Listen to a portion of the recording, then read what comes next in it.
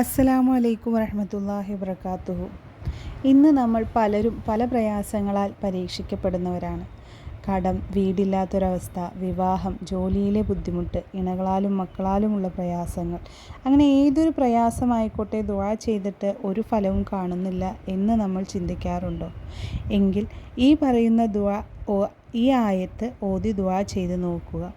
അത്ഭുത ഫലപ്രാപ്തി ഉണ്ടാകും. മാത്രമല്ല കാര്യങ്ങൾ സാധിക്കുകയും ചെയ്യും.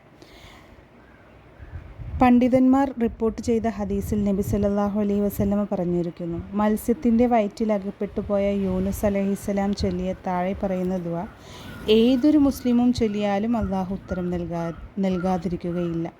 ദുആ ചെയ്യേണ്ട രൂപം ഇപ്രകാരമാണ്. സുബ്ഹിക്ക് ശേഷം ആരോടും സംസാരിക്കുന്നതിന് മുൻപായി 41 തവണ ലാ ഇലാഹ ഇല്ലാ അൻത സുബ്ഹാനക ഇന്നി കുന്തു മിനൽ ളാലിമീൻ എന്ന് 41 പ്രാവശ്യം 40 ദിവസം തുടർച്ചയായി ചെയ്യുക. അശുദ്ധിയുള്ളവർ ആ ദിവസങ്ങളെ ഒഴിച്ചു നിർത്തി 40 ദിവസം പൂർത്തിയാക്കി ദുആ ചെയ്യുക. അത്ഭുത ഫലപ്രാപ്തി ഉണ്ടാകും. മാത്രമല്ല കാര്യങ്ങൾ സാധിക്കുക തന്നെ ചെയ്യും ഇൻഷാ അല്ലാഹ്.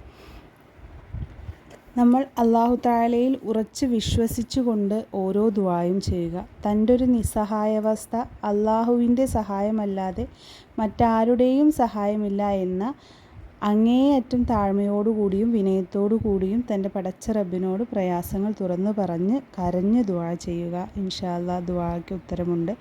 അല്ലാഹു തആല കാരുണ്യവാനാണ്. അല്ലാഹു തആലയുടെ മഹത്വം പറഞ്ഞുകൊണ്ട് അല്ലാഹു തആല അർഹമുർ റഹീമീൻ തന്നെയാണ് എന്ന് ഉറച്ച് വിശ്വസിച്ചുകൊണ്ട് ദുആ ചെയ്യുക.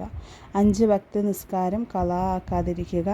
ഇൻഷാ അല്ലാഹ് കഴിയുമെങ്കിൽ തഹജ്ജുദ് നിസ്കരിക്കാൻ ശ്രമിക്കുക. ദുആയ്ക്ക് ഉത്തരമുള്ള സമയങ്ങളാണ് അപ്പോഴൊക്കെ ദുആ ചെയ്യുക. യാതൊരു നിലയ്ക്കും പടച്ച റബ്ബിനോട് തെറ്റായൊരു ചിന്ത ഉണ്ടാവരുത്. പ്രാർത്ഥനയ്ക്ക് ഉത്തരം നൽകാൻ അവന് മാത്രമേ സാധിക്കുകയുള്ളൂ എന്ന ഉറച്ച വിശ്വാസത്തോടു കൂടി തൻ്റെ പ്രയാസങ്ങളും ഹലാലായ ആഗ്രഹങ്ങളും പടച്ച റബ്ബിൻ്റെ മുൻപിൽ അവതരിപ്പിക്കുക.